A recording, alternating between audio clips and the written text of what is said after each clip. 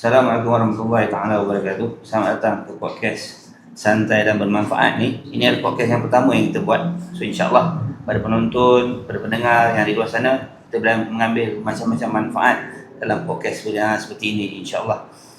Seperti mana yang kita tahu, kita boleh lihat tempat yang cantik ini ditaja oleh T Coffee. TEE.KOFE. Kena ingat betul TEE.KOFE. So insyaAllah T Coffee ni akan beroperasi secara rasmi dia pada 24 hari bulan ini insyaAllah. So pada penonton di luar sana, peminat kopi, boleh sama-sama datang ke kafe ini untuk merasai sendiri. Dia bukan takat ada kopi saja, ada macam-macam. Ada, tak tahu cakap lah, nanti perjamaah yang di luar sana datang nanti boleh tengok macam-macam menu yang kami sediakan nanti. InsyaAllah tidak akan mengecewakan langsung. Kat mana kopi ni, Bik? Kat mana kafe ni? Masuk dulu Baik. Kopi ni terletak di Sungai Penchala ataupun lebih tepatnya kat Taufik di Surau Al-Abrar. Okay. So mesti semua orang tahu kan tempat ni sebab sangat familiar dan sangat dekat dengan jamaah-jamaah di luar sana. So jangan lupa tarikh 24 sesuai dengan Maulid Akbar dan sekaligus kita merasai kopi di tea dan kopi.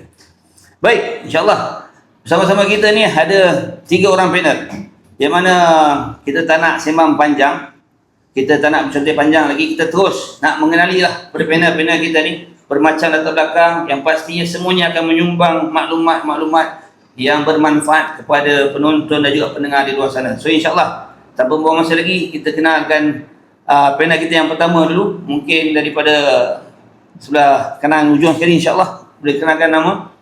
Nama yang diberi Muhammad Ali Amran. Sekarang ni aktif menyampaikan ilmu kebaikan di sekitar Lembah Kelang, Selangor dan Kuala Lumpur, dan saya dijemput untuk memberikan sumbangan manfaat dan ilmu. Mudah-mudahan apa yang kita kongsikan ini ada kebaikan kepada penonton di luar sana insya-Allah. Nampak formal betul santai santai. Relax sikit, chill tak. Nampak. Okey, tugas kepada panel kedua tu insya-Allah. Masya-Allah, nama saya Darwish Muhyiddin Al-Malibari. Malibari ni biasa makruf daripada satu kabilah, dan saya duduk dekat area KL Selangor ni. Dan tempat kopi ni saya datang banyak kali dah. Dan saya aktif dekat dalam memberi manfaat dan khidmat dekat sekitar Selangor ni dan juga Kuala Lumpur insya-Allah. Baik Ustaz, sebelum tu dia orang tanya juga. Ustaz nama Ustaz Darwish kan? Tak ada kena dengan player bola Liverpool dulu Darwin Nunes, tak ada ada bau-bau bacang lah. Ada. Tunggu jangan terkejut.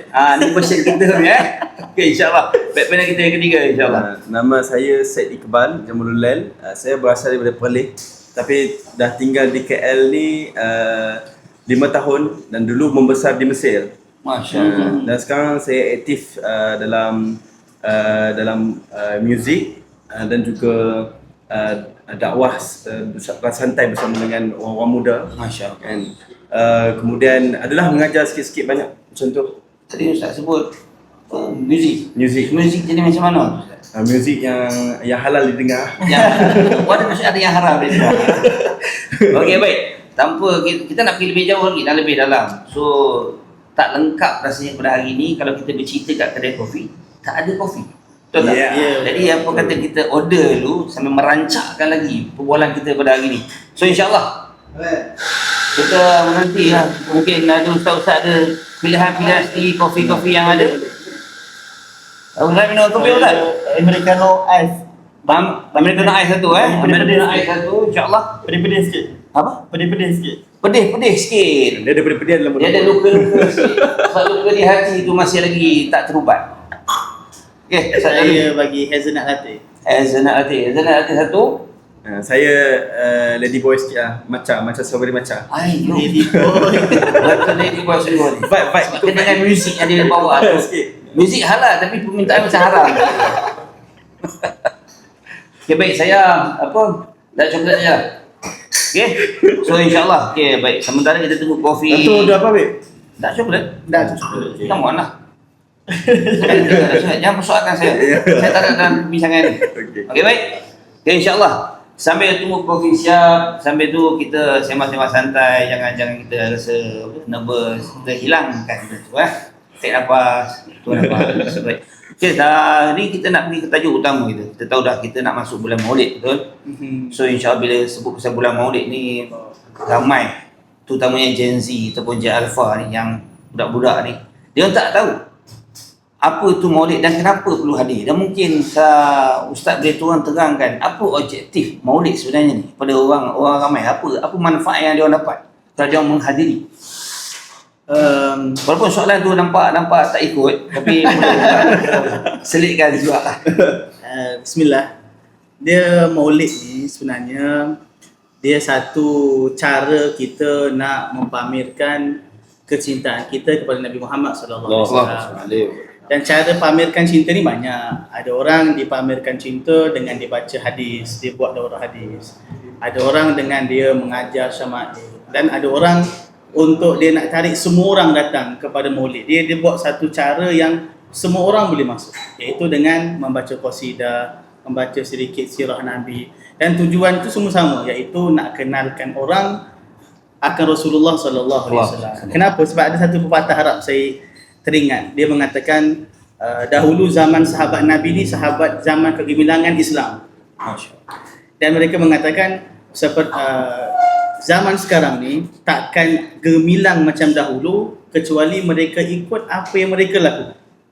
Yang boleh jadikan mereka tu gemilang, kalau kita lakukan zaman sekarang, boleh kita gemilang macam mereka juga. Dan antara intipati utama mereka ketika mana mereka berjaya adalah hubungan mereka dengan Rasulullah SAW. Jadi kita nak zaman sekarang juga, orang-orang muda kita, walaupun apa kerja dia, jadi pemain bola ke, dia jadi muzik ke, dia jadi apa sekalipun, tetap ada satu ruang khusus dalam hati dia untuk Rasulullah sallallahu alaihi wasallam. Jadi itu antara objektif kita buat Maulid. Kita ada buat 40 hari Maulid untuk lebih kenalkan orang kepada Nabi dan nak ajak orang sama-sama cinta Rasulullah sallallahu alaihi wasallam. Itu lebih kurang objektif kenapa kita buat Maulid Arba'in. Jadi masuk Ustaz tadi, Ustaz sentuh Ustaz gemilangnya ni. Saya tertarik dengan perkataan gemilang. So gemilang ni adalah setiap individu yang apabila dia cuba mendekati kepada majlis tanpa dia sebelum dia kenal soal dia mendekati majlis terlebih dahulu, maksud dia akan rasa vibe mahabbah itu pada hatinya sendiri ataupun dia perlu kenal secara individu. Sekarang kita tahu kan Gen Z ataupun budak-budak muda ni dia kurang pendedahan tentang Maulid, tentang qasidah. Tadi Ustaz dia sentuh pasal qasidah dan sebagainya. Saya yakin orang di luar sana, penonton-penonton dan pendengar tahu tentang qasidah ni. Tapi mereka dimomokkan dengan qasidah-qasidah yang ada yang kata berpesta dan sebagainya. Apakah itu sesuai ataupun bagaimana? Mungkin Ustaz boleh terangkan lebih lanjut kepada pendengar, insya-Allah. Dia sebenarnya semua benda kalau kita buat tu dia kena ada dia punya sistem dan limit dia. Dan sesuai dengan keadaan masyarakat setempat. Mungkin pada suatu tempat keadaan seperti tersebut sesuai dengan mereka. Tapi mungkin dekat tempat kita ni tak sesuai, maka kita tak bawa benda tersebut, kita buat benda sesuai dengan kita. Apa benda sekalipun, qasidah tersebut dia meninggalkan satu kesan yang mendalam dalam diri orang lah. Satu sebab cerita tentang Nabi, yang kedua sebab yang mengarang tersebut lahir daripada hati dia kecintaan kepada Allah. Jadi macam mana sekalipun kalau kita dengar, mungkin tak faham sekalipun, tetap ketenangan tersebut akan masuk dalam diri kita. Jadi tak faham, dia hadir tetap dapat manfaat. Tetap akan dapat manfaat. Masya-Allah. So dengar pada jemaah di luar sana pendengar, tak faham tak semestinya tak dapat manfaat. Hadir dulu. InsyaAllah kita akan mendapat ketenangan dan keberkahan tapi dari situ. kita punya Soalan tak masuk dah tahu tapi ya. Faham? Fokus. Okey. Tak apa santai. Okey, tapi macam contoh Saya dah nampak tak sabar nak bercakap. Saya tahan dulu. Okey. Saya rasa masyarakat orang Melayu dia dah terbiasa dengan qasidah. Betul. Zaman dulu saya rasa Berzanji mungkin. Berzanji, kan? Berzanji mungkin. Qasidah ni ada satu orang cakap implement yang diberi nafas baru. Mungkin dulu dia kita tak didekatkan dengan rebana, mungkin dalam cara-cara lain lebih pada berzanji dan sebagainya, mahabbah dan sebagainya. Tetapi ini ada satu nafas baru yang saya rasa ramai suka muzik. Dia apa? Hiburan. Nama hiburan. Tapi hiburan yang jadi macam mana? Tu sebab itulah kita nak dengar sendiri intipati hiburan tu macam mana dan sesuailah ini adalah pakar dia juga. So insya-Allah kita dengar sedikit kupasan bagaimana maksud hiburan yang dibenarkan dalam Islam, terutamanya kepada Rasulullah sallallahu alaihi wasallam. InsyaAllah Ustaz Iqbal boleh terangkan sikit. Terus soalan. Kita nampak tak cakap kita bagi terus soalan. Tak apa had-had. Dia dalam hiburan ni manusia memang suka hiburan kan. Ya. Kan cumanya macam Ustaz Darwish cakap tadi lah, kita bersistematik, kita nak berhiburan tu melalui ke arah mana. Macam contoh, kalau kita duduk dengan para guru, selalunya dia cakap, orang tanya, muzik tu haram tak? Dia kata ikut kepada muzik yang kau dengar. Kalau muzik tu yang membawakan kau kepada ke arah keburukan, maka kau akan jadi orang yang haram dan menjadi buruk lah. Tapi kalau mendekatkan kita kepada kebaikan, dengar tu lebih membuatkan kita rasa rindu kepada Rasulullah, membuatkan kita rasa cinta kepada Allah Subhanahu Wa Taala, maka itu yang diperlukan oleh semua manusia kan. Ya, Sebab apa? Kalau hati tidak disibukkan kepada kebaikan, maka nafsu akan sibukkan kita dengan keburukan. Allah Kan? dalam Itu kalam Imam Syafi'i kan. Jadi kerana itulah kalau kita sinonim dengan para habaib, mesti tak lekang daripada qasidah. Dan salah satu daripada dia orang punya seni dalam berdakwah adalah qasidah. betul. Kan seni dia orang, tarikan dia orang tu ada dia punya seni dia, ada dia punya lenggok dia, ada dia punya perkataan dalam syair tu semua huruf yang sama, mula huruf sama, akhir pun huruf yang sama kan. Synchronize semua huruf je. Betul. Jadi bila di mana dia orang buat kasidah tu, kalau dulu orang rindu kepada Rasulullah, dia pergi jumpa Rasulullah je. Betul. Rindulah kat Rasulullah, gila masjid Rasulullah apa khabar? Betul. Kan kita sekarang nak jumpa Rasulullah tak dapat. Kerana itu kita buat hadir dalam majlis maulid yang seperti diadakan oleh Ittihad An-Nur, Maulid Arba'in, kita hadir, Okey, baik. kita Okey. kita jemakan rindu Nampak kita dia dah kepada buka Rasulullah. semua. Minta maaf kan, dia buka semua soalan, dia dah melangkaui daripada atur cara majlis, nampak ya. Tak apa, teruskan lagi. Saya tambah sikit boleh? Boleh. Sebabkan Kenapa dua orang yang bertambah, nampak yang kita tak tambah ni? Dia hero masuk sikit-sikit. Okey, apa dia? Sebab diceritakan berkaitan dengan hukum muzik tadi kan. Kita kena, bila cerita pasal hukum, kita kena transparent lah. Betul, ada banyak daripada ulama yang mengharamkan muzik. Tapi pengharaman tu kerana menggunakan alat yang diharamkan. Alatan ni maksudnya. Dan juga dalam keadaan yang diharamkan. Sebab kebiasaan zaman dulu muzik tu pada tempat orang minum arak, orang dia ada perempuan. Jadi kebiasaan macam tu diharamkan. Jadi Walaupun benda tu baik. walaupun benda tu, muzik tu, alat tu tak ada masalah. Walaupun syair ni memuji kepada tapi maksud Ustaz kalau bercampur lelaki wanita jadi haram lah. Betul. Dia pertama tengok kepada keadaan majlis tersebut. Kalau walaupun syairnya baik tapi majlisnya ada benda haram, boleh menjadi haram. Kedua, kadang-kadang kebiasaannya kalau majlis yang buruk macam tu, syairnya dulu pasal perempuan. Sebab dia dah minum arak, tak gendang. Jadi kebiasaan diharamkan. Tapi selagi mana menggunakan alat yang diperbolehkan, tak ada lelaki dan perempuan, maka diperbolehkanlah. Itu tak ada masalah. Jadi Ustaz sentuh besar banyak lagu syair pada perempuan. Sekarang pun yang kita tengok zaman-zaman kita lagu semua puji pada perempuan. Lagu betul. Lagu muzik rock ke apa ya, tak kisahlah apa genre sekalipun, semuanya memuja kepada wanita. So kita nak tukar sekarang supaya kita tahu memuja kepada baginda Nabi Muhammad sallallahu alaihi wasallam. Kita puji kepada Rasulullah, pasti tidak akan rugi. So mungkin insya-Allah ada rasa macam nak sampaikan sesuatu Ustaz tentang muzik, mungkin sedikit nak share tentang qasidah yang kita selalu dendangkan, irama-iramanya walaupun kadang-kadang tak faham. irama tak faham Tak faham. Okey, Bahasa lirik yang dituliskan lagi dah tak faham. faham. Tapi sekarang ni dia bukan tentang faham ataupun tak faham. Dia tentang siapa penulis tu dan apa tujuannya. Dia akan masuk ke dalam hati orang yang mendengar. Kalau orang itu datang bawa hati, La ilaha illallah. kalau orang tu bawa sedar hadir majlis tu dengan hati, apa yang tujuan penulis tu datang untuk bawa kepada Nabi Muhammad, kita yang tak faham ni pun akan, sebab cinta tu memang tak akan difahami. Allah. Makna cinta tu memang akan gagal difahami. Sebab tu kalau cinta terhadap perempuan, kita memang tak akan faham perempuan tu macam mana. Cinta Betul buta. tak? Cinta perempuan dan perempuan tu sendiri. Main cinta buta lah ni. Cinta betul.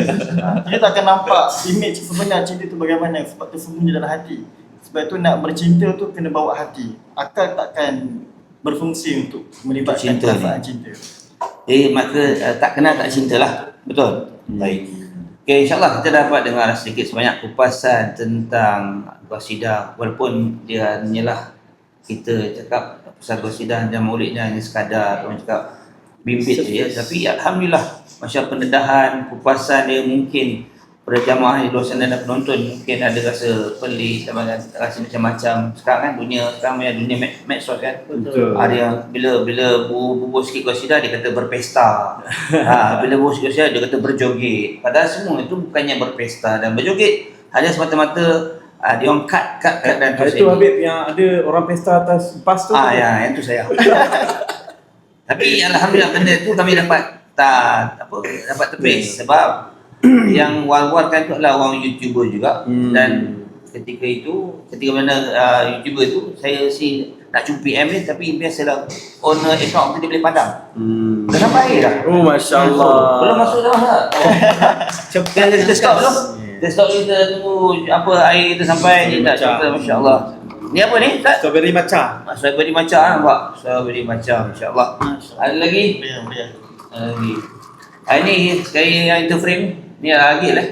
Masya-Allah. Kita punya insya-Allah barista. Zainal Latif. InsyaAllah.